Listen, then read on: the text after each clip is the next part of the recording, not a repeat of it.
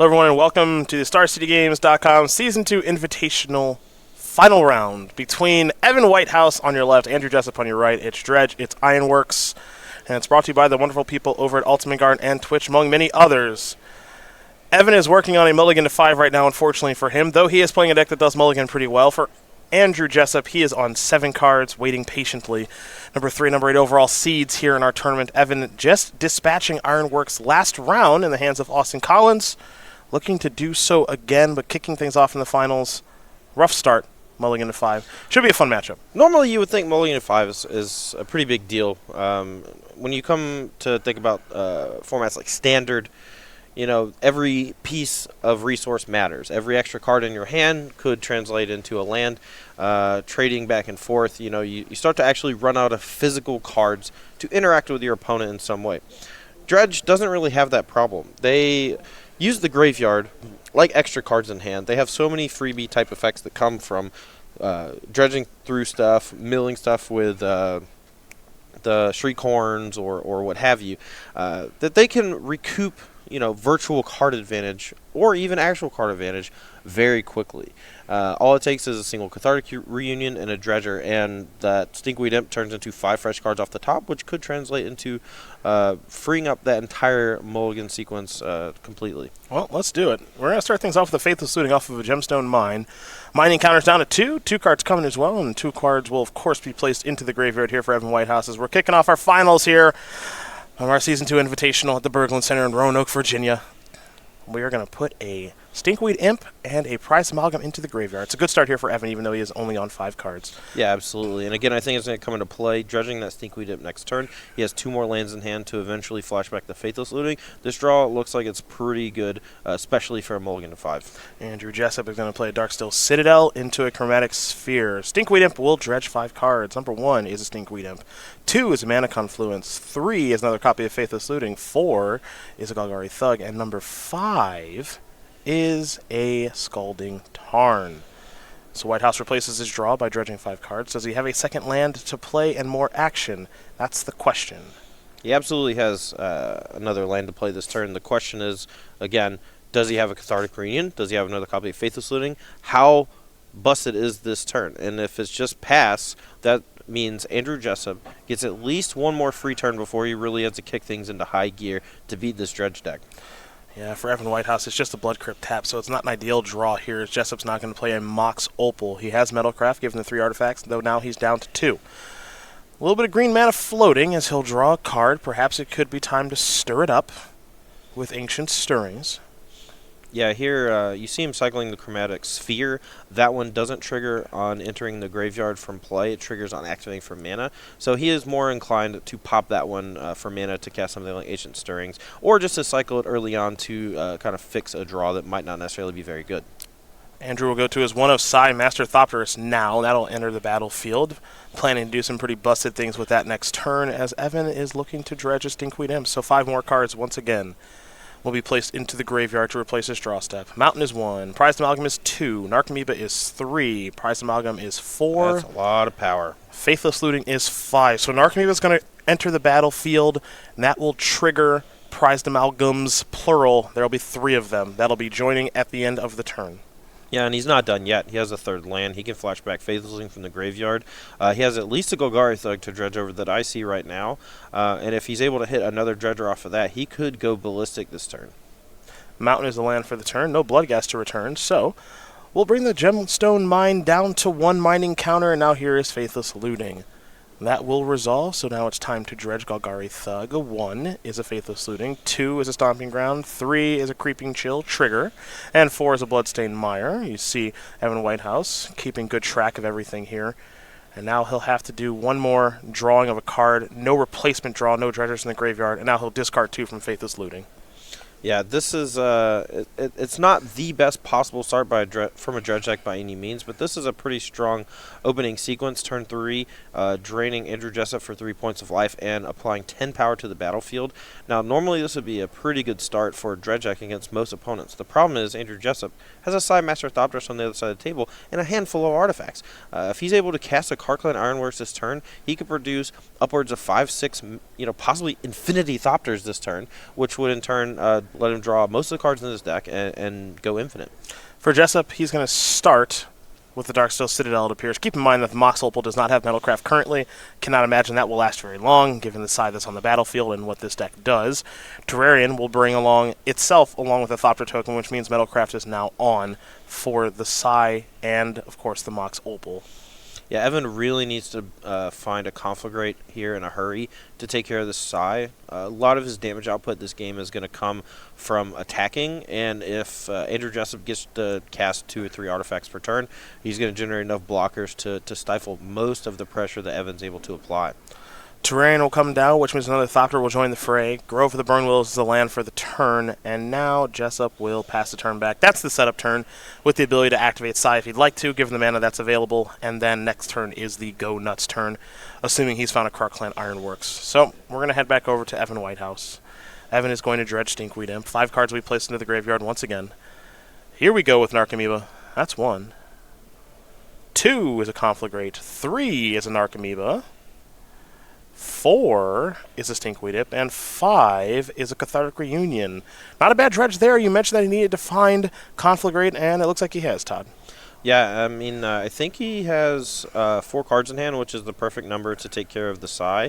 Although this turn, you know, he could just go for a more explosive start with something like Cathartic Reunion. If he has access to another land in hand, he can actually do Cathartic Reunion plus Conflagrate, but instead of targeting the Psy, he would be short 1 card and have to go towards the Thopters and try to produce extra damage that way.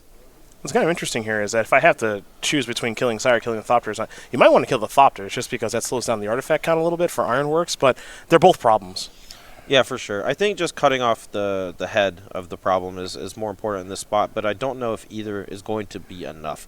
Andrew Jessup's pretty quick start here with the Psy Master Thopterus. As long as he's able to follow it up with the Krark-Clan Ironworks, I think he should have this game handled pretty easily. Evan Whitehouse taking a pretty long look at things here about what he wants to do to move forward. Now, of course, he can attack for a lot of damage. That part's actually pretty easy. The Amalgams and maybe the Narcomoeba, but they're going to come into the red zone. Though, conveniently, Psy is a 1-4 against these 3-3s. Not sure if Psy is going to actually want to get into the fray, though, because Jessup's at a pretty healthy life total. He's at 17. He's got some life to work with, and there are your blockers. So, Andrew not valuing these Thopters all that highly from a go-off perspective, but what he will do is he'll block with each, use Psy, sack 2 artifacts, pay a blue and a colorless, draw a card, and take 4 points of damage, falling down to 13. Yeah, and now Evan's in a tough spot. Do you want to discard your whole hand to kill the Psy Master Thopterus, or do you want to try to hit a bunch of Creeping Chills off the top of the deck, maybe squeak in the last few points of damage via Conflagrate to the Dome? Yeah, that's an interesting question. You have to imagine that he's trying to do whatever he can to shorten this game. It seems like Jessup's go-off turn is next turn. Again, we're not sure if he has Ironworks in hand just yet. We'll keep our focus here on Evan and what his plans are for the turn. And he's leaning towards Conflagrate here. Yeah, I don't blame him. Psy is a huge pain in the butt for this dredge deck. A lot of your damage coming from these creatures like Prize Amalgam. And he doesn't have enough raw resources, like with Life from the Loam, to pivot to the complete burn plan to win the game that way. Well, there's a Conflagrate. Take care of the side. We head back over to Andrew Jessup. He's got 2 Terrarions, a Mox Opal, Darksteel Citadel, Grove of the Burnwillows, and an Island. He's tapping 4 mana. This is not good for Evan Whitehouse. Nope. And with 2 Terrarions, he can generate 4 mana and draw 2 cards pretty easily. He also has Darksteel Citadel, Mox Opal, and he hasn't played a land for the turn yet. So I believe that if anything else, he's going to try to go off. Even if he doesn't actually succeed, he may be able to build up enough cards in hand to prevent himself from dying next turn and have a good chance of winning next turn. But I'm pretty confident he's going to win right now.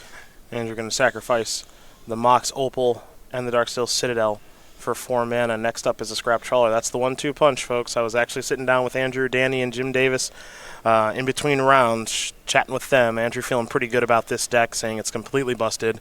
He's played over 100 matches of Magic Online with it to get prepared for this tournament and future Modern tournaments. He knows all the sequencing. He actually apologized for going off so slowly. I said, dude, you're doing just fine. You're doing just fine. Yeah. Because he's never played the deck in real life up until round number 1 of this tournament, but has obviously played it plenty online, knows all of the sequencing, knows the infinite loops, knows all the loops, and is demonstrating all that right now with Scrap Trawler and Krark-Clan Ironworks. There's Nickel Wellspring. Jessup will draw a card. Yeah, he has Mind Stone in hand too, so he can do this iteration multiple times, cycling through multiple cards. This might take a minute or two to actually complete the sequence, but you can bet your bottom dollar this game is over. There'll be a Chromatic Star here from Jessup. Now he's going to return the Mox Opal, draw a card, of course. Next up is the Mox Opal. Tap, add a green, sacrifice it to Ironworks, get 2 more mana. That'll be up to 13 total. 10 of it will be colorless, 3 of it will be green. Sacrifice the Wellspring, go up to 12. Return the Star, draw a card. Next up here for Jessup, play the Star, down to 11. Up to 13 colorless mana, along with those 3 green that he's waiting to draw Ancient Stirrings for. Get back the Mox, draw a card. Yeah, if he's able to find a second copy of Scrap Trawler, I think that should be able to produce an infinite loop, as well as a Mirror Retriever. So Ancient Stirring's doing a fine job here of getting the job done quicker. Yeah, it was funny talking to Andrew where he was basically like, it's annoying that most of the time the things that I'm looking for in the bottom 10 cards of my deck, so I have to keep going through this nonsense to try to get to them. Some very first world problems if I've ever seen them. Yeah.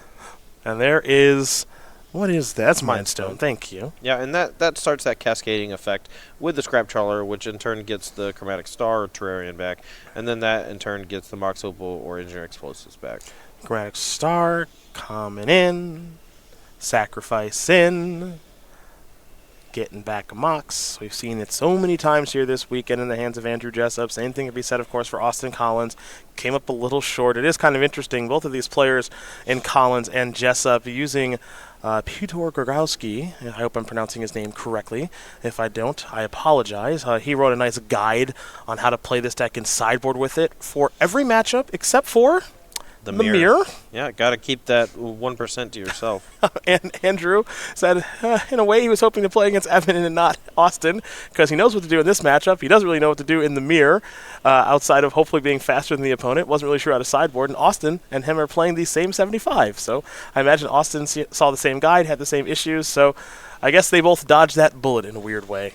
Yes, the classic lost the semifinals, so I get to dodge the bullet in the finals. You know it. Mind Stone going to come down, sacrifice that, draw a card, get back the Chromatic Star. We're going to keep doing this until he finds Spine of Ishah.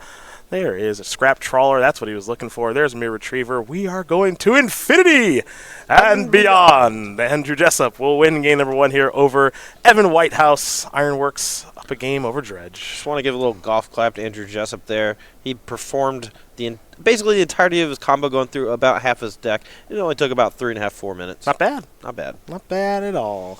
No sideboards just yet, folks. We're getting ready here for game number 2. It's pre-sideboarded, and it's a pretty good spot here for Andrew Jessup. When we do have time to go to that sideboard game, we will. But we want to make sure that you join in our Mythic Madness contest.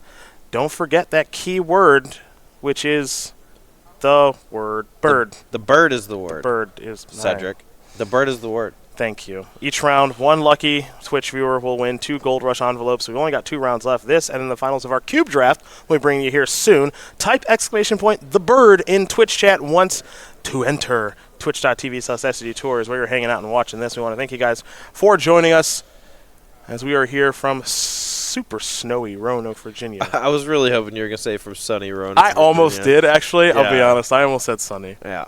I almost did. It ain't. They be clouds. Got like 7 to 10 inches right now, I think, here. I know that I don't know how I'm getting home. Get in that car and go, baby. How? The snow's all piled up everywhere. How am I supposed to drive on that? Well, okay. So first thing you're gonna need to clear this. Do you have a snow brush? No. All right. So I have an arm. Yeah, you're gonna have to use that suit jacket. No, that's used step 1. No, this morning I didn't know where I have one somewhere at my house. Okay. I don't know where because it doesn't snow very often. It's true. All right, like maybe 4 times a year or whatever. So I thought I was running late. Instead, I ended up getting here almost an hour earlier than all of my colleagues. Yep. Thanks. I think. Yeah. Well, okay. When I said my colleagues, not the directors, the director just in my ear was like, "Hey, what about me?" See, now the director is offering up a snow brush, so this is all kinds of win for you. Yeah. Anyway, so I used my arm because I'm not a coward. I'm proud of you. Yeah, but it was wet. So you can block a warrior. Cold. Nice. That's good. That's good. Yeah. Evan Whitehouse will be on the play here for game number 2 as we're working through the snow. That's all. I will say this: Andrew Jessup really living up to his Twitter handle here this weekend. The better Jessup. The better Jessup, yes. one-upping his brother by making the finals. But if he ends up beating Evan Whitehouse, he will also avenge his brother. And for once and for all prove he is the better Jessup. That's very, very true. All righty, getting ready for G2, folks. Whitehouse will be on the play. Yeah. Modern's great. I happen to like Modern quite a bit. Oh, it's so much fun to watch. Nick Miller's getting the trophy ready. Ironworks. If only there was something we could do about this. Yeah. Probably nothing. No, it's fine. Yeah. Why would we ban things ever except when they're really, really gross and bad? It's all right. It's all right. One more tournament of Ironworks dominance. Who could it hurt? I mean, it should have won the last Invitational. If Aaron Barrich hadn't, I don't think it shouldn't have. I don't think it should have won. Listen, Aaron Barrich should hit in general. Infect should not be a deck. When people are playing things like Jeskai Control, Jund, those kinds of decks keep Infect in check. The hyper interactive strategies, but they tend to run over decks like Ironworks, right? I'm going to disrespectfully disagree with you. Infect is totally fine as a deck, and it's the kind of thing that keeps this in check. No problem. No, I didn't say it wasn't. Okay. You said Infect shouldn't be a deck. That's quote unquote. That's not okay. You're taking me out of context. I'm taking your words and using them as you said them. It's not a good deck. It is a metagame deck. Absolutely. Those are good. Yeah. Those are good to have around. Here's a Dredge. A 5. 1 is a Stinkweed. 2 is a Bloodghast. 3 is an Archamoeba. 4 is a Mountain. And number 5 is a Blood Crypt. It's a classic in the land of the blind. The Infect guy is king. Yeah, Tom Ross is king. You're right. You're right. I wonder what Tom's thoughts are on your Infect analysis. Tom, if you're there, shout out. He didn't do great this weekend, did he? I think he got 35th. It's not bad. Yeah, classic. It's not bad. You're right. He didn't win another Invitational with Infect. You're right. Blood Crypt. If I'm not mistaken, he hasn't won an Invitational since he was playing Legacy Infect. He's never really done super good with it in Modern, as far as I know. I'd have to ask the boss. Yeah, I mean, he might have like 1 or 2 open top 8s out of the, I don't know, every Modern event he's played. I'd have to ask the boss. I'm not sure. He's gotten a smallpox win before, I think. He's top 8. He's top 8. Top 8. With the rack. He also, I think, won with Tron. He beat me in the quarterfinals. Yeah, he won in Knoxville with Tron a couple of years ago. Bloodghast is back on the battlefield. This is a Life from the Loam, getting back a Mountain of Blood Crypt and a Wooded Foothills. Archamoeba and Bloodghast are on the battlefield right now. There's something here for Whitehouse to dredge. There's a prized amalgam trigger that will occur as well. So this is a really good start for Evan. Pardon me. Because he's actually got some power on the battlefield to start pressuring Andrew. Yeah, Evan Whitefield, a really great... Whitehouse. Why? No, this is exactly the type of start that Evan Whitehouse needs. It's not super explosive, right? He would have loved to have cast a Cathartic Reunion on this turn, but putting this amount of pressure on the battlefield this quickly, also having a stocked hand via Life from the Loam and a potential Conflagrate down the line, pretty sweet. And he has that Faithless Looting in the yard that he can use next turn. Mox Opal into Mind Stone, into Sacrifice Chromatic Sphere. Get a green, draw a card. Anything else here for Andrew J? Well, he better play something, because he has that Mox Opal, and it's currently turned off. He'll add some mana with the Mind Stone. This is another Mind Stone. Tap that. This is a Sphere. Turns over. We'll see if Evan Whitehouse gets to play one past this. As he'll untap the amalgam, do a little bit of dredging here. Stinkweed M. 5 more cards on the way, folks. This is oddly not a great setup for Andrew Jessup's Ironworks deck. He has 2 copies of Mind Stone, 1 copy of Chromatic Sphere. None of these cards trigger to draw a card upon entering the battlefield, which means that Andrew cannot sack them for mana and turn them into fresh cards. He would true. Much prefer to have Ichor Wellspring or Chromatic Star in this particular situation. Whitehouse stretches 5 cards, none of them terribly relevant there. Cathartic Reunion, a couple of lands among them. So he'll move on to his first main phase. He can, at the very least, attack for 6 points of damage, but we'll see what else he can get set up here. There's obviously some more dredging to be done if you're rooting for Evan Whitehouse. Just want to point out, Wild Nakata was banned in this format for a while. You're just dropping some truth bombs here? I mean, okay, there was a point in which Kurt Ape was banned in what was effectively Legacy. Okay, it was too good, right? And then there was an article written about why they unbanned Kurt Ape at some point and how they had made this huge mistake. Mm-hmm. And then like less than a year later, they're like, hey, you know what? This new format, modern, we're gonna ban Wild Nacatl because everyone just keeps playing it. All the pros just keep wanting to play Wild Nacatl plus negate. That's all they ever want to do. Thanks, Brian Kibler. We're out here just trying to correct things, man. And now you put 6 power on the battlefield on turn 2. You're threatening to fireball your opponent and mill over half of your deck in one turn. This is turn 3. Pretty good turn. Yeah, it's a great turn. Faithless Looting, flash back. Bloodghast came back. Didn't do a ton of dredging, just dredged loamed and then took a normal draw step. It's interesting. And now we go to Andrew Jessup, who will draw a card. Is it time to put a wrap on this game, Andrew? He probably has to do it this turn. There's a good chance that Evan Whitehouse finds the win next turn. He has 8 power on the battlefield right now, but if he hits a Conflagrate off of the Dredge 5 from the Stinkweed that combined with the Bloodghast out of the graveyard should be more than enough to close the game. I'm going to start by activating the Chromatic Sphere. Blue mana. Mox Opal still turned on. Let's go a little bit deeper if we're Andrew Jessup. Let's see what comes next. I mean, he has the Ironworks. He can cast it. The problem is he's not sacrificing these artifacts like Mindstone for any real advantage. They're just turning into mana without cycling into fresh cards. So he needs to have a good hand otherwise. Here's Stirrings. Still got that blue mana floating. Still hasn't played a land yet this turn either, has Andrew Jessup. So he'll take a look at the top 5 cards. We'll see which one he wants to take with him. Inventor's Fair among the cards in hand right now for Andrew Jessup, by the way. Taking a long look at it this time is Andrew. Yeah, this is the pivotal turn of the game. If he's unable to piece together either like a Psi Master Thopterus plus a couple artifacts or a defensive Engineer Explosives or a combo kill with Ironworks, chances are that he's not going to have another turn after this one. Engineer Explosives is the addition.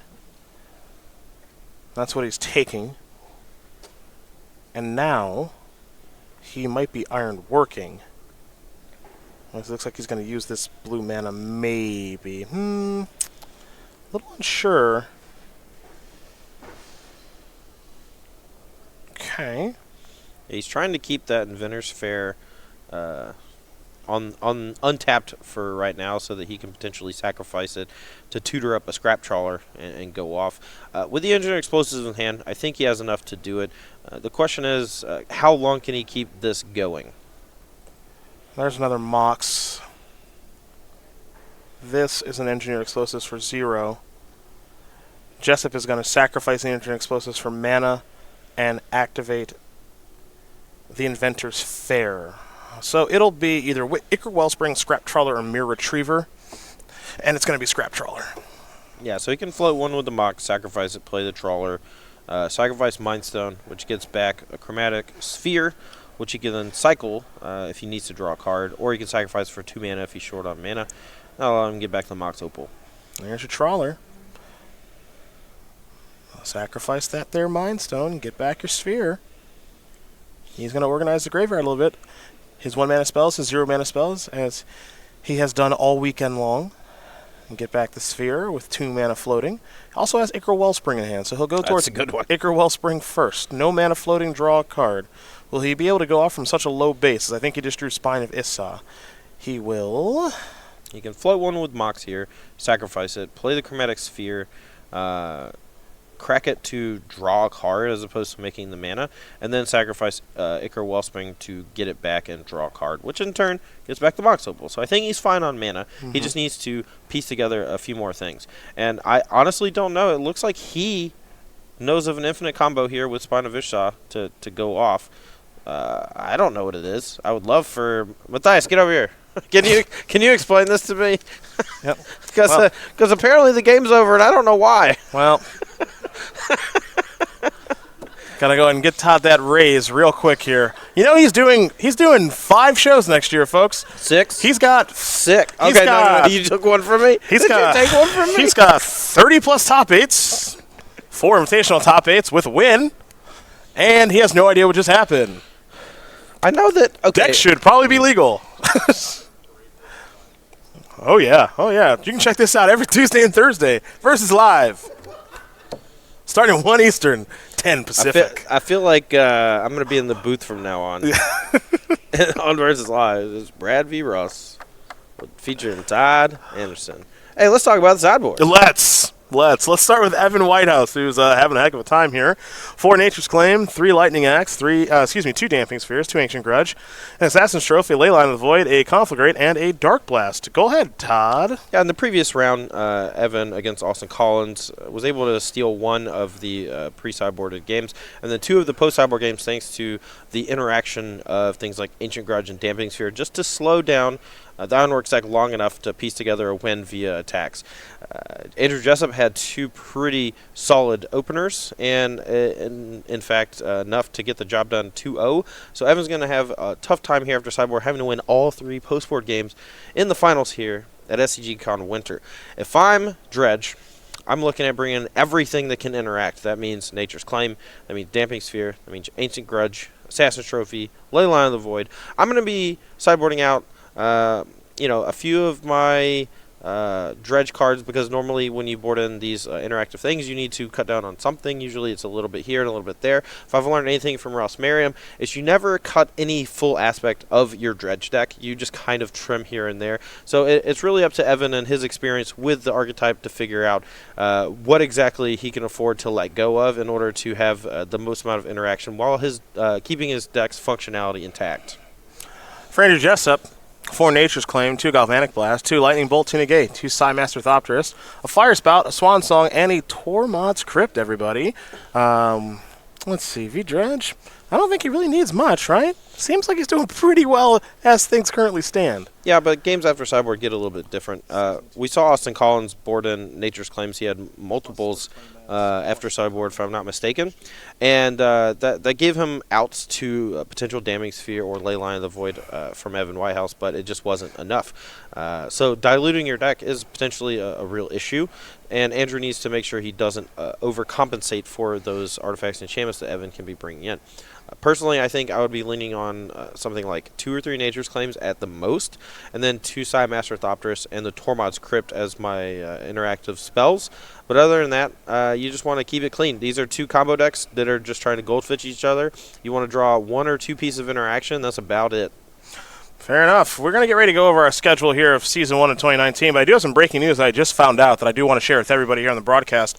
Now, obviously, it's snowing here and the weather is brutal, but it's actually worse in Cleveland because there's a brownout taking place. I knew you were going to say the Panthers have lost to the Cleveland Browns. Everyone stay safe in Cleveland and in Roanoke. Also because of the Bud Light thing. Isn't there like a... No, that was just for our first one. That's not what they said in the commercials. We changed things. They are liars. There's a snowstorm and there's a brownout. Season 1 schedule. Real quick, everybody. Brownout. Oh, look at the pretty new graphics. SCG Columbus Team Modern Open taking place January 5th and the 6th. Then we'll go to Worcester for a little Modern action. Quick break for the Ravnica Allegiance pre-release. Then we go to Indy for a Team Constructed Open. We'll go over to Baltimore for a Team Constructed Open. Quick stop in Dallas for some Standard action. Syracuse for Legacy and, of course, the Dinosaur Barbecue. Regional Championships will be taking place March 9th. It'll be Modern. We'll have more information for you about that at go.starcitygames.com/regionals. We have more information. We'll go to Philly for a Modern Open March 16th and 17th. Then we'll go to Cincinnati, for the 23rd and 24th for Team Constructed. Cleveland, where brownouts take place regularly. Wow, just two places in Ohio? That's weird. I wonder who helped to make the schedule. I've worked here for 6 years. Okay. April 6th and the 7th. Aren't we going to Columbus, too? Are we not draining these people dry? Are they not tired of us? No, they're not. Richmond, the 4th and the 5th. Syracuse. Let's go to Alabama. Come on. Yeah. I can bring them out. It opened with 30 people. Syracuse, May 18th and the 19th. Louisville, the 25th and the 26th. And then SCGCon featuring the Season 1 Star City Games Invitational, June 7th and the 9th.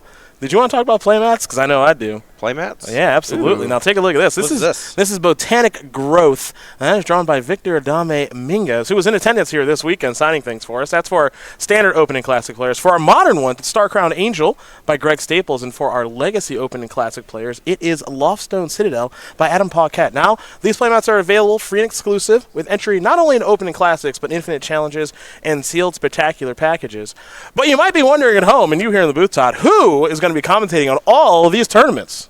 I'm not wondering. I know. Oh. You've already told me. Oh. Because I signed the contract. The answer is you will. Oh, yeah. You will, Well, Todd. not for long. Let's You be will. real. Myself and Patrick Sullivan, Matthias Hunt and Emma Handy, Brian Gottlieb, Jerry Thompson, Ryan Overturf, and Todd Anderson. Yeah, and these are going to be our pairs, at least for the first half of 2019. Once Cedric figures out that I am an imposter, I won't have a job anymore. So We'll that's see. okay. We'll see how long it I'll lasts. just go back to battling. It's fine. See if you can figure See out if I can get my 32nd top 8. see if you can figure out the infinite combo that Andrew just did. Look, I always concede before they get to that point because I'm bored. Okay? No one ever has the time to explain it to me because I've already fallen asleep. For Evan Whitehouse, he'll be on the play here for game number 3, looking to get on the board here against Andrew Jessup. Remember, Evan did just beat Ironworks 3-1. 3-1. It wasn't even a 5-game set. It was Yeah. 3-1. So he is capable of coming all the way back here and took care of Austin Collins, who, of course, has top-aided 3 invitationals in a row now. He's actually 3 for 3, batting 100% in invitationals, we found out from Nick Miller. Yeah, that is bananas. When I was 16, I could barely read. Well, that's yikes. I mean, the Alabama public school system, are you serious? Look. Look, I wasn't going to say that, but you're from there, so go ahead. Actually, my high school was pretty great. Do you remember the old show 2 Days? Nope. How's that? I've actually never heard of that show before. It was like a reality show based on like a high school football team. No. It was like the mid 2000s or whatever. But that was Hoover High School. Was that where you I went? didn't go to that one. No, I was next door at Homewood High School. Okay. Roll Homewood. That's not the thing they say. It's not. I'm calling you out on everything It's right now. been so long, I don't even remember what our mascot was because You don't remember your school I mascot? didn't care. Really? I also went to multiple high schools, so All right. Strongsville Mustang right here. That's right. I don't think we were the Patriots.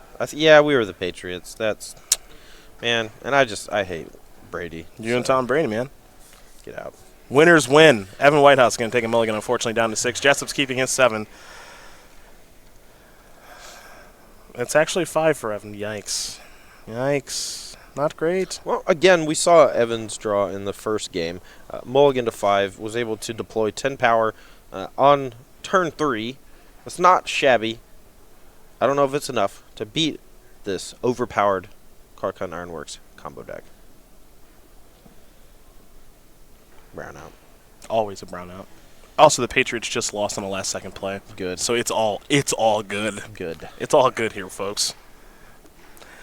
Evan going to scry that top card. He's unsure. Where's it going to go, top or bottom? Sometimes it doesn't matter when you have a fetch land in Modern, which is weird. I kind of wish they would just ban fetch lands because of that. Just because of that one. I just got a message from Brad Nelson, who I didn't think watched football. Miami Miracle right now, beat the Patriots! Many exclamation points. Good to know, Brad. Thanks, buddy.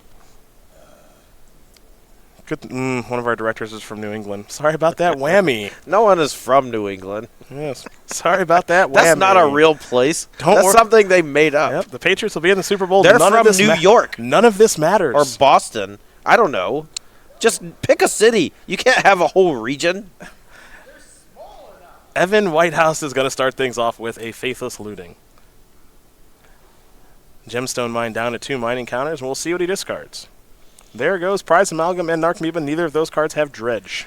No, the Prize Amalgam does push him towards a little bit of Graveyard Synergy if he's able to pick up some steam in the next few turns, but for right now, that is not the start you want with a Faithless Looting on turn 1 after a mull to 5. Grove of the Burn Willows in at 2. A Terrarian is where Andrew Jessup starts things for Evan Whitehouse. We'll see what his turn 2 consists of. He's going to tap a Gemstone Mine down to 1 counter. Is it maybe another Faithless Looting? It's actually a Shriekhorn. Yeah, if he hits a Bloodghast here or a Narcomoeba off of the mill 2, could potentially find some pressure here.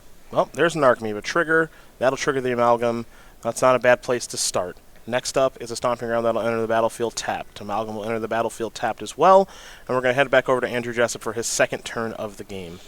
For Andrew, he'll untap the Grove and the Terrarian, and he will draw a card, and we'll see where he goes from here. Yeah, Whitehouse is fairly low on overall resources, but Dredge again uses his graveyard like its hand. That Faithless Looting, not technically in his hand, but still has access to it via flashback. Still doing fine, even though he did mold a 5. Inventor's Fair is land number 2 here for Jessup. He's going to sacrifice this Terrarian. Terrain will add a little bit of mana here. It looks like it's just going to be 2 green, so it could be time to stir it up, as Darksteel Citadel is the draw.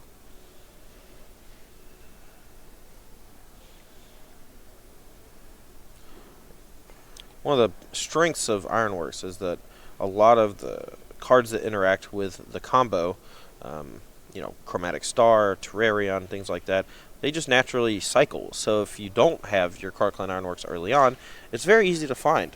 They're kind of replacing what would normally be like your Serum Visions or Sleight of Hand, but they also just work really well once you cast the card Card Clan Ironworks. Indeed. Nature's Claim is going to take care of that Shriekhorn, pardon me. That's going to shut off Evan Whitehouse's at least attempts at getting a Dredge engine online. So Evan's going to attack here for 4 and simply pass the turn back. We're going to head back over to Jessup now, who doesn't have a ton going on right now, just the Inventor's Fair and the Grove of the Burnwillow, so it's a much slower start. But he might be getting ready to ramp it on up. Here is a Chromatic Sphere. He'll start by cracking that. He'll get himself a green mana, draw a new card. Next up here for Jessup will be a Darksteel Citadel. He'll tap that, use the green as well. Looks like it might be an Ichor Wellspring, and it is. Trigger, draw a card. Mox Opal now turned on if he draws 1, thanks to the Darksteel Citadel and the Wellspring.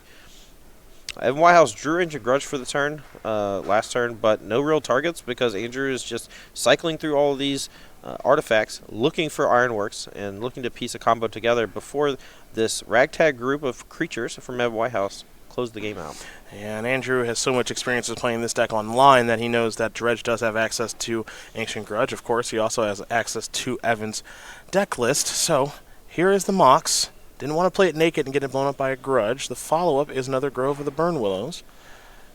Evan here actually had a spot where he could have cast Ancient Grudge to kill the Wellspring in response to the Opal, leaving Andrew without enough artifacts for Metalcraft, but that would have been at the cost of his last counter on Gemstone Mine, which would have left him with only 1 mana source moving forward, and Andrew still would have drawn a card off the Wellspring. Looks like Andrew's now going to activate Adventurous Fair. He's got 3 artifacts, of course, Darksteel Citadel, Mox Opal, and that Ichor Wellspring, so now it's time to go digging through the deck, see what he wants to find. Which artifact will it be? It'll be Card Clan Ironworks. Perhaps you've heard of it. And it might be go time here, folks. Jessup sitting at a pretty healthy 8 at the moment.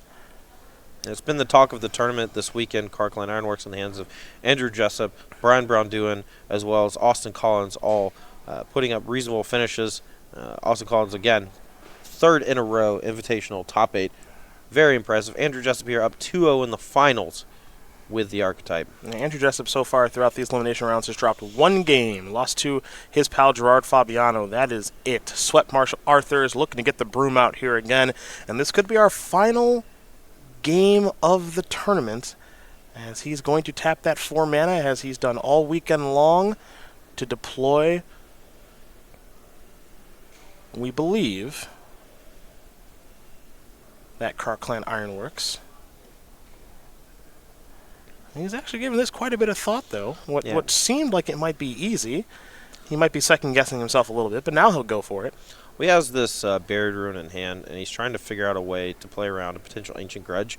And I think by kind of slow-rolling or sandbagging this Buried Ruin, he's going to put Evan in a spot where he is highly incentivized to cast this Ancient Grudge here, without knowing that Andrew's going to be able to get back and probably play this Ironworks immediately, even if he does kill it. Andrew will sacrifice a Darksteel Citadel and a Mox Opal. He's got 4 colorless mana floating. Next up, you see how he separates his graveyard, make sure he knows what he has access to. Oh, weird, a Scrap Trawler. Yep, and I think at this point he's a little low on artifacts to be able to keep comboing through this Ancient Grudge this turn, but Evan Whitehouse doesn't quite have enough to punch through the last few points of damage next turn. Still only 4 power on the battlefield versus Andrew Jessup's 8 life, and only 1 land to work with. Jessup is going to sacrifice an Ichor Wellspring in response to the Ancient Grudge on Card Clan Ironworks. It looks like. He may not. He might just say, you know what, I can just go for this next turn. He will have 1 mana. He moved the die up to 3 because he was thinking about sacrificing the Wellspring. So we'll see what he elects to do in response to this Ancient Grudge. This is really Evan's only chance of trying to get back into this thing, is hoping that there's some sort of mistake or things just don't shake out correctly here for Andrew. I think Andrew could have played a little bit differently here. It looks like he has another Mox Opal in hand, so before he actually played the Scrap Trawler, he could have sacrificed the Mox Opal, played another one, kind of gauged where he was at as far as Whitehouse and his Ancient Grudge is concerned. But again, I will always defer to the pilot of Karkland Ironworks because I don't even know how the interactions work half the time. Yeah. I know the interactions, I'm sorry. I don't know the infinite loops because that's something that you need to study when it comes to the deck. You always want to be looking for one of the, I believe, don't quote me on this, I believe there are 4 different loops. There are quite a few. Spine of Ishtar added at least one new one that I was unaware of. Ichor Wellspring will come down here. Down to 3 mana goes Andrew Jessup. Keep in mind, he's got no Ironworks on the battlefield to be able to sacrifice that Ichor Wellspring and do all the degenerate stuff we've seen him do already today. Buried Ruin will now be the land for the turn. Down to 1, returning Ironworks. Now, I don't think he has the ability to deploy. No, he just wanted to use his mana efficiently, I believe, in order to use that Buried Ruin with the mana floating from the earlier sacrifices. Now he's just setting up for next turn. It'll be a Mox, a Mirror Retriever, and the ability to block. So he is just setting up for next turn. Evan Whitehouse with just 1 land on the battlefield. We go over to him. He does have that Ancient Grudge as a point of interaction, but I don't think that Andrew even has to block this turn. I think that's true. I think he might just be able to take this damage. I think Evan is going to attack. But I don't think he can win the game by not attacking. And you take a look at the options there for blocking. Andrew can block with either Scrap Trawler or Mirror Retriever, or nothing at all. Yeah, if Andrew has access to another Scrap Trawler, he is incentivized to block this Prize Amalgam to shrink Evan's clock significantly. He gets to get back an Ichor Wellspring, which is fine. And he still, if he has a land in hand, he still has enough mana to just cast Ironworks next turn.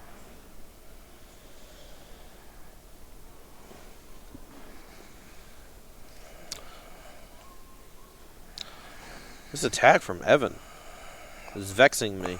Just 1 alongside grudging the Mox.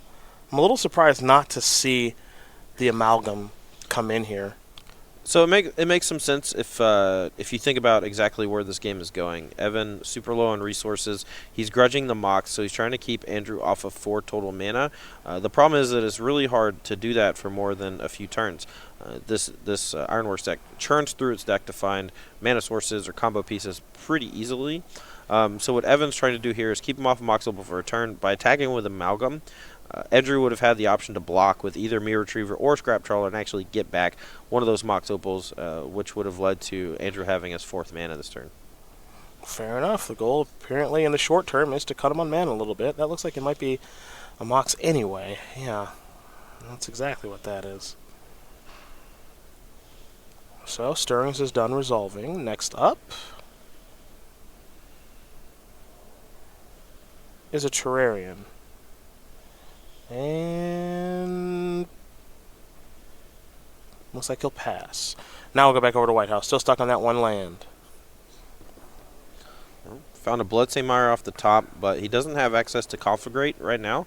If he has a Cathartic Reunion in hand, he could potentially discard some Dredgers, maybe hit a 3 Creeping Chills and a very lucky spray, or even 2 in the attack with an Archimedes would be enough. It's going to be interesting to see what he has this turn.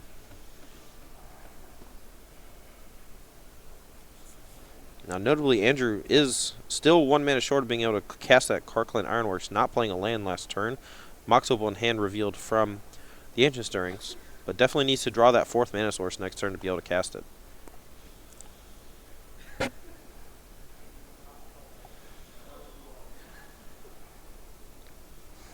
Whitehouse taking a look. Might just be the Narcomoeba again. Actually, okay, he's going to come in with the Amalgam this time, too. And now Jessup's got a decision to make on how he wants to block. I mean, it just depends on his hand. If he has another Scrap Trawler, I think he can use a Trawler to block the Prized Amalgam. He doesn't Doesn't really want to take that extra 3 damage, I don't think. So I think blocking is in his best interest this turn, but I could be wrong. I feel like he has enough overall food for the Ironworks to go off should he find the mana source. So it really just depends on what's in his hand, on which one he wants to block with, I think.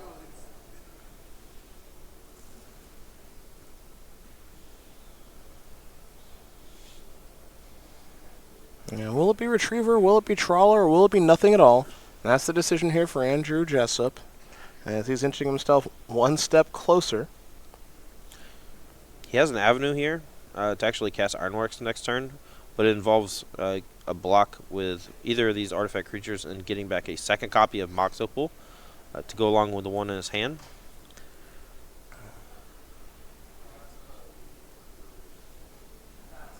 Well, looks like he's going to block here with Scrap Trawler. Yeah, Okay. Mirror Retriever's ability able to get back basically any artifact. And if I'm not mistaken, Andrew does have another copy in his hand. So. Ooh, I like this play. He's going to get back Citadel. Okay. That's just another artifact, of course, for Ironworks. Whitehouse with a Bloodstained Mire. Pass the turn back. I liked not playing anything, even if he had something to play, simply because it's worth trying to bluff Nation Grudge, if he has that. There's the Citadel. And there's the Mox. There's the 4 mana. There's the Ironworks. I think this should be relatively easy at this point. I'm not convinced that Evan has any piece of interaction here. His hand was pretty weak to start with a Mold of 5, and outside of that Ancient Grudge, I just don't think he has much of anything going on. Well, it doesn't hurt that Andrew Jessup also has another copy of Scrap Trawler in hand. Yep. So if there's a response here from Evan Whitehouse, now is the time to do it. Yeah, I mean, here he's just going to start chaining off all of these artifacts, cast Spine of Ishsaw, destroy all of Evan's side of the battlefield, go infinite, draw his deck. Easy peasy lemon squeezy. He is explaining exactly how he can loop around up and down and go to infinity and beyond. Andrew Jessup is going to win this game and match here over Evan Whitehouse. He is your StarCityGames.com Season 2 Invitational Champion.